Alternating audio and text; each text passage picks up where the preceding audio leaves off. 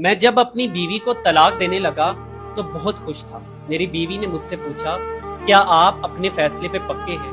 تو میں نے فوراً جواب دیا جی بالکل، اور میں نے دل میں کہا کہ آج سارے مسائل ختم ہو جائیں گے۔ میری بیوی خاموش بیٹھی، سب برداشت کر رہی تھی۔ اسے آج اپنے گھر والوں کی موجودگی بھی وہ ہمت نہیں دے پا رہی تھی، اور میں بہت خوش تھا کہ بس کچھ وقت اور کچھ لمحے اور جیسے ہی میں نے اسے طلاق دی میں نے سمجھا میں آزاد ہو گیا۔ اس دن جب میں بستر پہ لیٹا تو مجھے احساس ہوا کہ آج دنیا کے سارے مسائل ختم ہو گئے۔ کچھ عرصے تک، کچھ مہینوں تک جی بھر کے کھایا، گھوما پھرا، اپنے دوستوں کے ساتھ انجوائمنٹ کی۔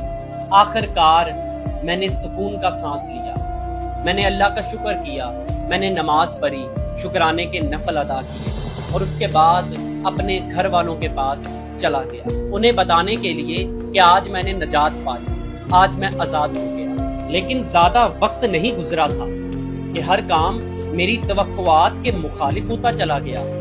روز رات کو سب اپنے اپنے کمروں میں اپنی بیوی کے ساتھ چلے جاتے اور میں اپنے کمرے میں تنہا رہ جاتا۔ میرے دماغ نے، میرے ضمیر نے مجھے تماچے مار کے پوچھا کہ تمہارے گھر والوں کا ساتھ کدھر ہے؟ میرے بھائی جو ہمیشہ میری بیوی کے خلاف باتیں کرتے تھے، آج ان کا دھیان میری طرف کیوں نہیں ہے؟ میری ماں جو یہ دکھانے کی کوشش کرتی تھی کہ اسے میری بیوی سے زیادہ مجھ سے محبت ہے، آج اس کی وہ محبت پرانی محبت کی طرح کیوں ہو گئی؟ جو میرے عزیز و اقارب مجھے اس کے خلاف بھڑکاتے تھے، آج وہ مجھے خود سے کال بھی نہیں کرتے۔ اور ایک دفعہ جب میں عید کی رات کو بیمار تھا تو میرے بھائی نے میری آواز سے اندازہ ہی نہیں کیا کہ مجھے کوئی بیماری یا مشکل ہے۔ تو مجھے یاد آیا ایک بار میری بیوی نے مجھے فون کیا تھا اور پوچھا تھا کہ آپ خیریت سے تو ہیں، اور میں نے اس کو جھوٹ پہ ہاں کہہ دیا تھا۔ حالانکہ اس دن میں ہاسپٹل سے ڈرپ لگوا کے آیا تھا، لیکن اسے میری آواز سے اندازہ ہو گیا تھا کہ میں ٹھیک نہیں۔ کہاں ہے وہ سب جنہوں نے مجھ سے سکون کا وعدہ کیا تھا؟ آج کوئی میری زندگی میں انٹرسٹڈ کیوں نہیں ہے؟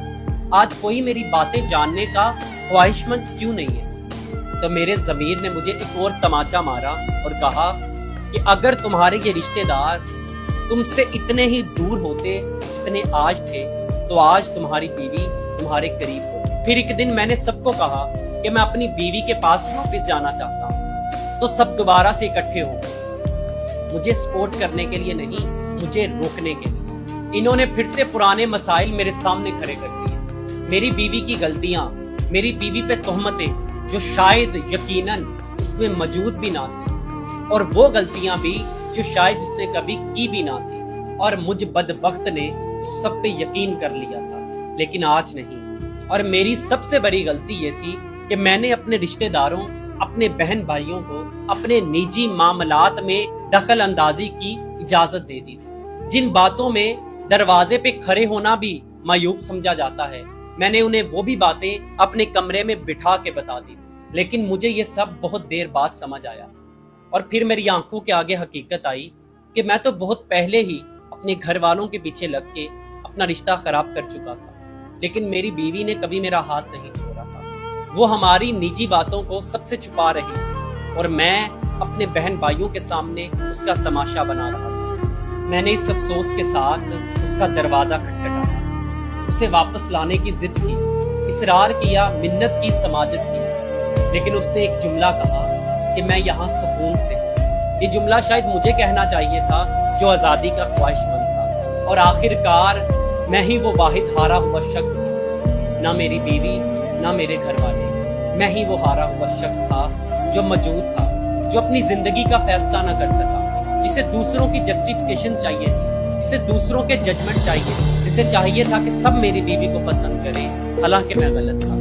میری بیوی مجھے پسند ہونی چاہیے تھی کیونکہ اس کی شادی، اس کا نکاح مجھ سے ہوا تھا، نہ کہ میرے گھر والوں سے۔